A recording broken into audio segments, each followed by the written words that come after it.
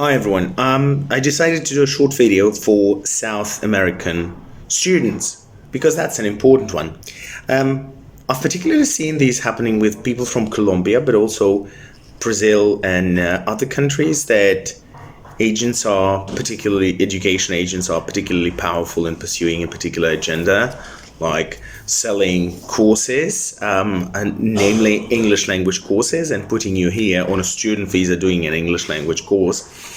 And then when you arrive here, you find yourself in an environment where an English language course is not sufficient to immigrate. So it's pretty hard to make anything on an English language course, on a visa permitting you to study an English language course. Because it gives you only limited work rights, 24 hours a week, which is not enough to meet state nomination requirements, because states and territories would be looking in particular for full-time or at least 30 hours a week people. So you wouldn't meet any requirements, even if you have a bachelor back home, even if you have masters back home, even if you have work experience back home.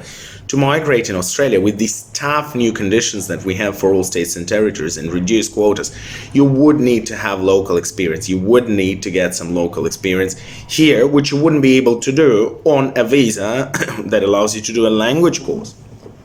Basically, why a lot of people do a bachelor's and master's in Australia, because a bachelor's and master's allows for a 485 postgraduate visa, which is for a minimum of 2 years, sometimes 3 years, sometimes 3+2 depending on the course you do, and sometimes 3+2+1 if you study in a regional area. So that's how people get on a visa that allows them to have full work rights for a significant period of time, and this is where they are able to migrate.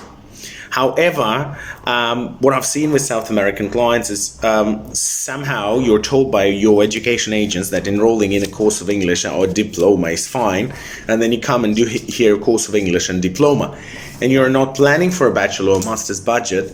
Well, the problem is, if you're not planning for a bachelor's or master's budget, it's very unlikely that you will ever be able to migrate, simply because your work hours are capped and you will not meet the working in a particular state requirements for state nomination.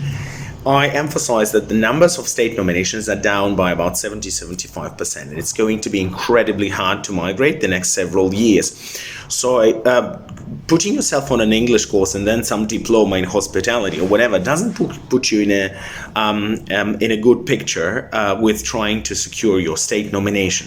So what these people who enroll you for an English course don't tell you, that you would eventually have to jump into bachelor's and master's or Ph.D, whatever, and you will end up with much bigger costs than you initially planned. So this is the big picture. This is the big thing you need to very seriously consider when you do strategic planning. Don't just come here on a student visa, because you would be frustrated that things are not as rosy as you had initially expected. It's very important to get strategic immigration advice before you make any of these decisions. Thanks for watching this, and like this video.